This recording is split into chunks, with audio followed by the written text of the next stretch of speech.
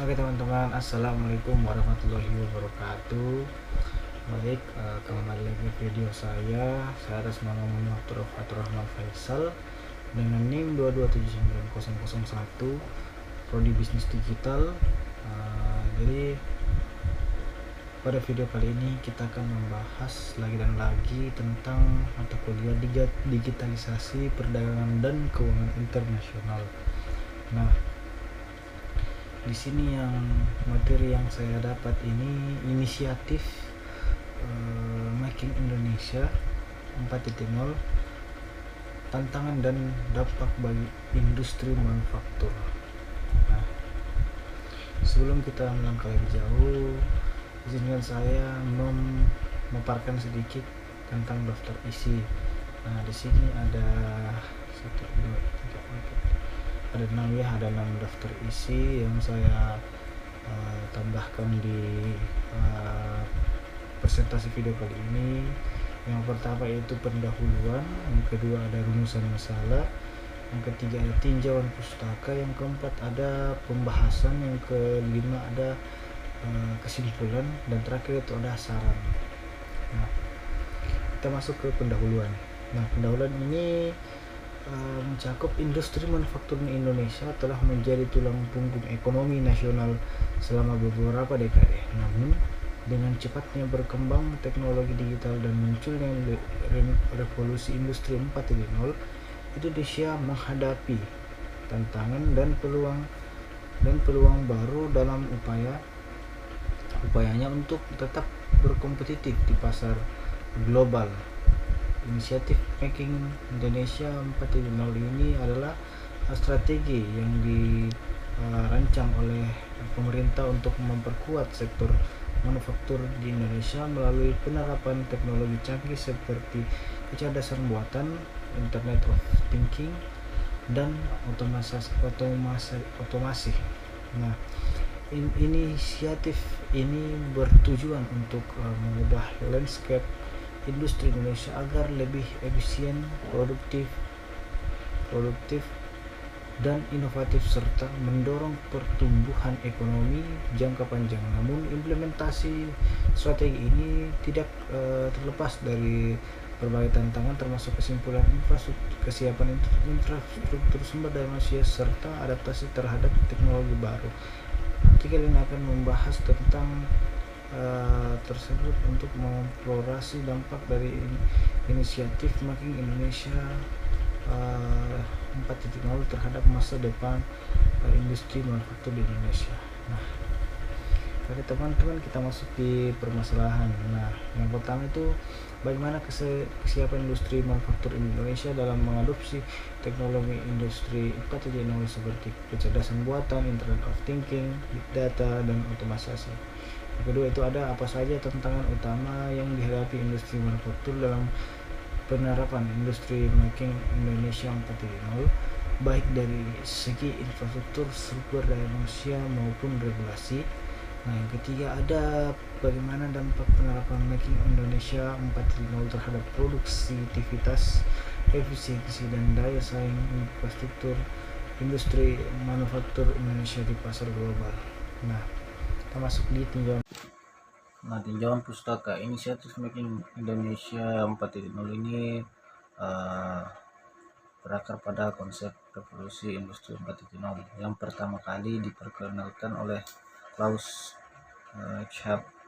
Schwab pada Forum Ekonomi Dunia World Economic Forum tahun 2016. Revolusi ini mencakup kemajuan teknologi data, cloud komputer, blockchain, dan robotika yang berinteraksi dunia fisik dan digital.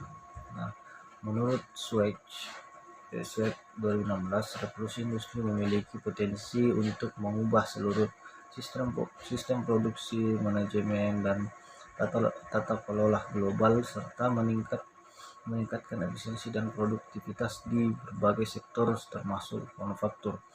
Teori yang mendasari industri Making Indonesia 4.0 ini adalah konsep smart manufacturing atau sistem produksi cerdas. Ini mengacu pada penggunaan teknologi digital untuk menginteraksikan semua elemen produksi dalam sebuah ekosistem yang saling berhubungan dan otomatis. Menurut Lee et al. 2015, smart manufacturing ini memungkinkan sistem produksi yang lebih fleksibel, efisien, serta dapat disesuaikan, yang dioperasikan berdasarkan data real time dan sensor dan peralatan IoT. Teknologi ini memungkinkan prediksi yang lebih akurat tentang permintaan pasar, pengurangan waktu produksi, serta peningkatan kualitas produk. Itu pembahasan. Nah, kesiapan industri manufaktur Indonesia dalam mengadopsi teknologi industri 4.0 seperti kecerdasan buatan, Internet of Thinking, Big Data, dan otomatisasi. Kesimpulan kesiapan industri manufaktur Indonesia dalam mengadopsi teknologi industri 4.0 seperti kecerdasan buatan atau AI, Internet of Thinking atau IoT, Big Data, dan otomasi bervariasi tergantung pada ukuran perusahaan, jenis industri, serta dukungan infrastruktur dan kebijakan pemerintah. Nah, berikut adalah faktor-faktor yang mempengaruhi kesiapan tersebut. Nah, yang pertama itu infrastruktur digital. Salah satu faktor kunci dalam mengadopsi teknologi industri 4.0 adalah infrastruktur digital yang memadai.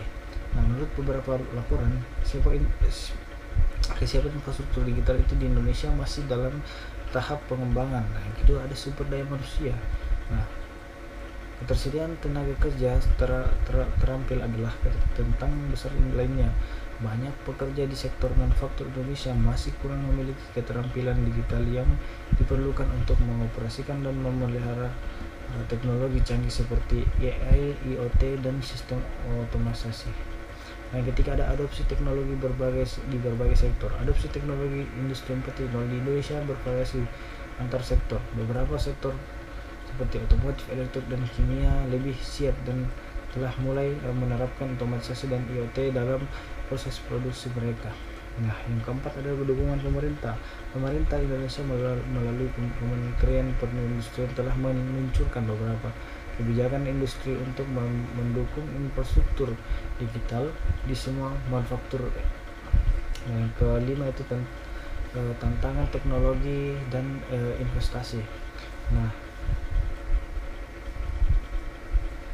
tantangan teknologi dan investasi ini, teknologi seperti AI, IoT, Big Data membutuhkan investasi yang awalnya besar, baik dalam infrastruktur teknologi maupun pengembangan tenaga kerja yang terampil. Nah, banyak perusahaan manufaktur, terutama yang berskala kecil dan menengah, masih enggan untuk berinvestasi dalam teknologi ini karena biaya yang terlalu tinggi dan ketidakpastian dalam hasilnya.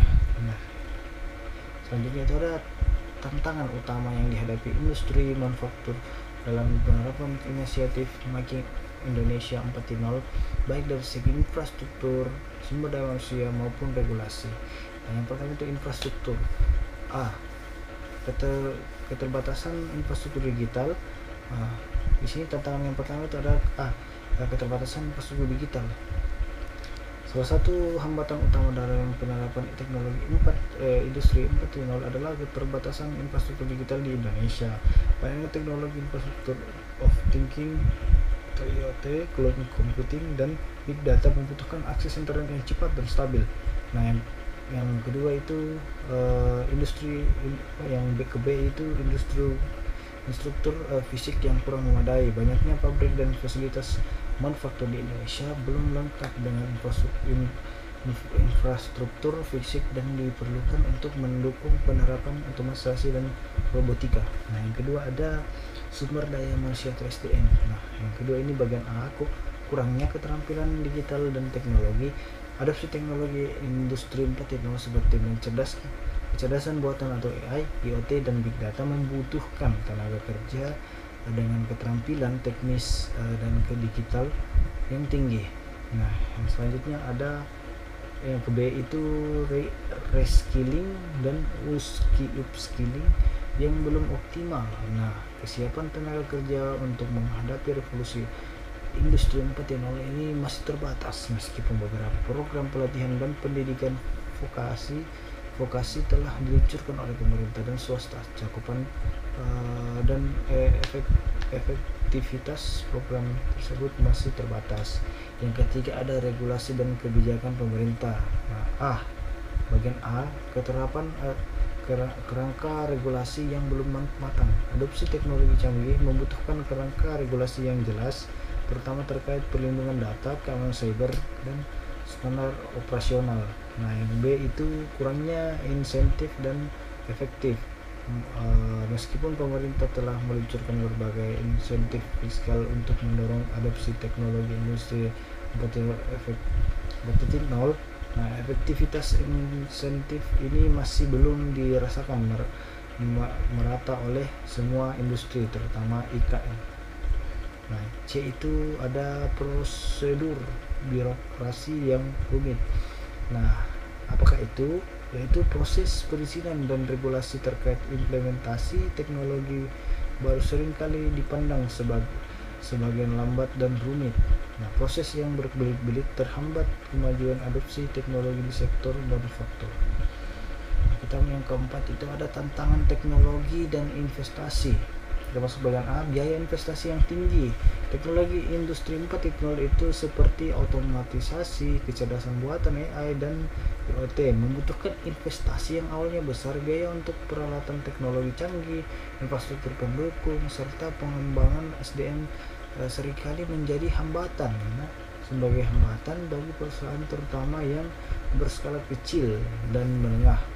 Nah, kita masuk bagian B. Nah, B itu ada kurangnya ekosistem teknologi yang mendukung. Ekosistem teknologi yang mendukung industri 4.0 seperti penyedia layanan teknologi, konsultan, dan penyediaan pelatih masih terbatas di Indonesia.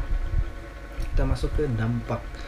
Baik, kita masuk di dampak penerapan Making Indonesia 4.0 terhadap industri efisiensi dan daya saing industri manufaktur di Indonesia di pasar global. Nah, yang pertama itu peningkatan produktivitas. Nah, di bagian A, otomatisasi pengurangan waktu produksi. Penerapan teknologi otomatisasi seperti robotika dan kecerdasan buatan atau AI memungkinkan proses prosedur yang lebih cepat, presisi, dan minim kesalahannya. Nah, yang bagian B itu penggunaan data dalam mengambil keputusan. Dengan penerapan teknologi big data dan Internet of Things atau IoT, perusahaan manufaktur dapat mengumpulkan, menganalisis, dan menggunakan data secara real time untuk meningkatkan pengambilan keputusan. Nah, bagian C itu kustomisasi massal. Nah, teknologi industri 4.0 ini juga memungkinkan manufaktur untuk mengadopsi model proses produksi yang lebih variabel seperti untuk kustomisasi massal. Artinya perusahaan dapat memproduksi barang yang sesuai dengan preferensi konsumen tanpa mengorbankan efisiensi dan atau waktu produksi. Yang kedua adalah efisiensi yang lebih tinggi. Yang bagian A-nya ada optimalisasi rantai pasokan atau supply chain. Nah, teknologi IoT ini dan big data dapat diintegrasikan untuk mengoptimalkan rantai pasokan dengan visibilitas yang lebih baik terhadap persediaan, transportasi, dan permintaan pasar. Perusahaan dapat mengelola stok dengan lebih efisien, mengurangi limbah, dan memastikan pasokan bahan baku yang tepat waktu. Nah, B itu pengurangan penggunaan energi dan sumber daya. Penerapan teknologi cerdas dalam sistem produksi memungkinkan pengawasan dan pengelolaan penggunaan energi yang sumber daya dengan lebih baik. C itu manajemen kualitas yang lebih baik.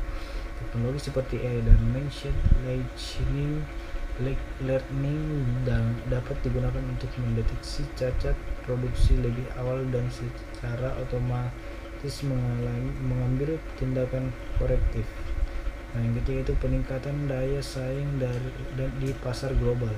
Yang bagian A ada adaptasi dengan tren global dan permintaan pasar. Industri 4.0 memungkinkan perusahaan manufaktur untuk lebih cepat menyediakan diri dengan perubahan tren global dan permintaan pasar. B itu peningkatan kapasitas untuk ekspor dengan meningkatkan efisiensi dan produktivitas perusahaan manufaktur Indonesia dapat memproduksi lebih banyak barang dan biaya yang lebih rendah sehingga peningkatan daya saing produk mereka di pasar ekspor.